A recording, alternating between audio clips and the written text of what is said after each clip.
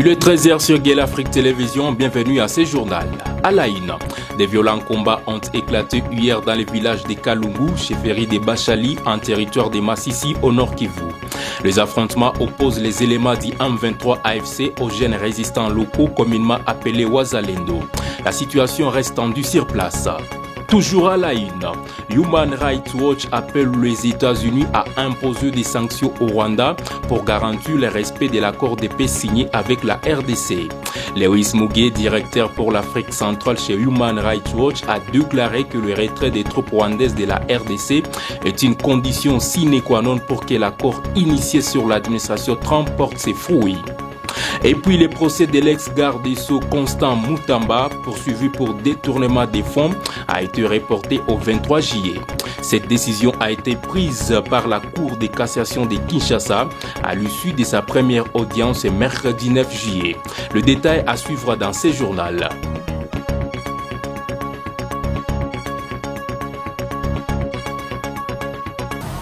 Des violents combats ont éclaté hier dans le village de Kalungu, chefferie de Bachali, en territoire de Massissi, au nord Kivu. Les affrontements opposent les éléments du M23 AFC aux jeunes résistants locaux communément appelés Wazalendo. La situation reste tendue sur place. Reportage de David Bitwaiki. Des violents affrontements ont opposé mardi 8 juillet les rebelles du M23 aux jeunes résistants Wazalendo dans les villages de Kalungu, chefferie de Bachali, territoire de Massissi, au nord Kivu. Selon des sources locales de la société civile contactées par votre rédaction ce jeudi, des échanges de tirs nourris à l'armes lourdes et légères ont été entendus pendant plusieurs heures, sémant la panique au sein de la population. Hier, des affrontements ont éclaté entre les deux camps. Les éléments du M23 et RDF, venus de Kirumbu et Kaira, ont lancé une offensive contre le Wazalendo à Kalungu. Ces derniers ont répliqué immédiatement, a rapporté un acteur de la société civile locale sous couvert d'anonymat. Ces combats ont provoqué une paralysie totale des activités dans la région. De nombreuses familles ont fui les affrontements pour se réfugier dans les localités voisines. Suite à l'intensité des détonations, les activités socio-économiques ont été complètement suspendues. Plusieurs habitants ont abandonné leurs maisons pour se mettre à l'abri, a ajouté la même source. Depuis plusieurs semaines, des affrontements sont régulièrement signalés dans différentes zones occupées par les M23 en violation du cessez-le-feu annoncé récemment par les États-Unis dans le cadre de l'accord de paix signé entre Kinshasa et Kigali. Le tribunal militaire des garnisons de Butembo-Lubero a condamné 24 soldats FARDC ce mardi 8 juillet 2025. Les détails des charges et des peines n'ont pas encore été divulgués. Reportage. Le tribunal militaire de garnison de Butembo-Lubero dans la province du Nord Kivu a rendu son verdict le mardi 8 juillet 2025. 24 soldats des forces armées de la République démocratique du Congo ont été condamnés à de peines de prison ferme allant de 5 à 20 ans, assorties d'un montant considérant de 25 000 $ américains. L'information a été relayée à la presse de la région de Beni ce mercredi via une dépêche de la mission d'Organisation des Nations Unies pour la stabilité du Congo. Parmi les condamnés, 2 ont écopé de la peine capitale. Ces condamnations sont l'aboutissant d'audiences foraines qui se sont tenues du 26 au 28 juillet à Lubero Centre. Ces audiences, soutenues logistiquement, techniquement et financièrement par la MONUSCO, visaient à lutter contre l'impunité et à servir d'exemple comme les souligne Jean-Toby Okala dans la dépêche. Le soldat était poursuivi pour de violations graves des droits humains, incluant de violences sexuelles, dont 14 cas de viol sur mineurs et de meurtre de civils. Ces crimes, commis dans une région en proie à l'instabilité, soulignent la nécessité de renforcer la justice militaire et la protection de populations civiles. Ces condamnations s'inscrivent dans un contexte où le tribunal militaire de Butembo-Lubero a récemment condamné d'autres militaires congolais pour des délits tels que fuite devant l'ennemi et pillage de biens de la population, témoignant d'une volonté de lutter contre l'indiscipline et les exactions au sein de l'armée. Malgré l'état des sièges en vigueur depuis 2021, la province de l'Ituri se distingue par une initiative locale prometteuse. Des investisseurs de la région se mobilisent pour développer des unités de production dans des secteurs clés. Reportage.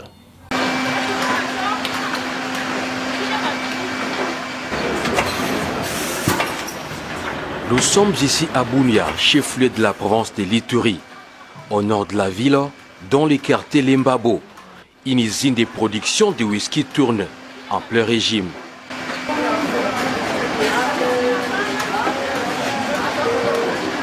Dans cette unité industrielle, tout est produit localement. Le conditionnement, la mise en bouteille et la distribution se font sur place. Comme celle-ci, plusieurs autres initiatives voient les jours au quartier Kindia. Un projet de traitement et d'embouteillage d'eau potable est en cours de finalisation. L'eau, c'est la vie, dit-on. Les ingénieurs s'activent jour et nuit, encouragés par la sécurité progressive qui règne dans cette zone. Dans ce projet, on va aussi mieux exploiter la production de l'eau minérale. Il y a aussi d'autres qui vont venir. Ils disent que là sont les projets qui sont déjà sur table, sont des machines qui sont déjà à la communauté italienne. Alors le but de le soutenir, c'est notre projet. Parce qu'une fois les projets là, ça va et plus dire la jeunesse qui vient à avoir du vélo et diminuer les taux de chômage. Au sud de la ville, c'est la fabrication des savons qui attire l'attention du grand public. Les ouvriers y travaillent matin, midi, parfois jusque dans les heures tardives. Ici, nous sommes au dépôt des produits finis. Nous produisons du savon pour le développement de notre milieu. Ça ne provient pas de l'Ouganda, mais du Congo. Et c'est là pour aider toute la population de l'Ituri. Une activité rendue possible grâce à l'amélioration de la situation sécuritaire dans cette partie des Bunia. Les jeunes du milieu, abandonnons le tribalisme, travaillons et unissons-nous. Il y a du travail ici, avons ici des femmes. Mais pourquoi pas, nous les hommes, nous ne pouvons pas travailler et montrer au gouverneur que les jeunes du milieu travaillent. Abandonnons la haine. Au-delà de ces réalisations, c'est toute une transformation silencieuse qui s'observe. Les infrastructures routières améliorées, la fluidité des déplacements et surtout l'arrivée progressive d'investisseurs témoignent un grand changement dans cette province longtemps meurtrie. Un vaste changement observé sous la houlette du lieutenant-général Luboyanka Chamadjouni, commandant des opérations et gouvernant militaire depuis l'instauration de l'état des sièges par les commandants suprêmes, chefs de l'État. Rappelons que son message est constant, favoriser la réconciliation entre Ituriens et encourager la reconstruction économique. 4 ans après l'état des sièges, l'Ituri montre un nouveau visage entre la sécurité retrouvée et les initiatives économiques durables, objectif ultime du président de la République, Félix Antoine Tshisekedi Tshilombo. Human Rights Watch appelle les États-Unis à imposer des sanctions au Rwanda pour garantir le respect de l'accord de paix signé avec la République démocratique du Congo. Lewis Mugué, directeur pour l'Afrique centrale, c'est Human Rights Watch, a déclaré ce mercredi que le retrait des troupes rwandaises de la RDC est une condition sine qua non pour que l'accord initié sous l'administration Trump porte ses fruits. Reportage. Dans une publication datée du mercredi 9 juillet 2025, Lewis Mugué, directeur pour l'Afrique centrale chez Human Rights Watch, a exposé des solutions pour garantir le respect de l'accord signé entre la République démocratique du Congo et le Rwanda. L'ONG appelle à des mesures fermes pour assurer une paix durable dans la région. Selon M. Mugué, le retrait des troupes rwandaises de la RDC est une condition sine qua non pour que les efforts diplomatiques initialement soutenus par l'administration Trump aboutissent à des résultats. Selon M. Mugué, le retrait des troupes rwandaises de la RDC est une condition sine qua non pour que les efforts diplomatiques initialement soutenus par l'administration Trump aboutissent à des résultats concrets. Pour que cette dynamique porte ses fruits, le Rwanda doit d'abord respecter le principe qu'il a lui-même signé en avril. Cela implique un retrait immédiat de ses troupes du territoire congolais et la cessation du soutien au M23 dont les exactions terrorisent les populations civiles. Ces engagements doivent être vérifiés par des observateurs internationaux indépendants compte tenu des antécédents du gouvernement rwandais en matière de détenus et de duplicité, souligne Human Rights Watch. L'ONG exhorte également les États-Unis à exercer une pression accrue sur Kigali, notamment par le biais des sanctions ciblées contre les responsables rwandais impliqués dans des violations des droits humains.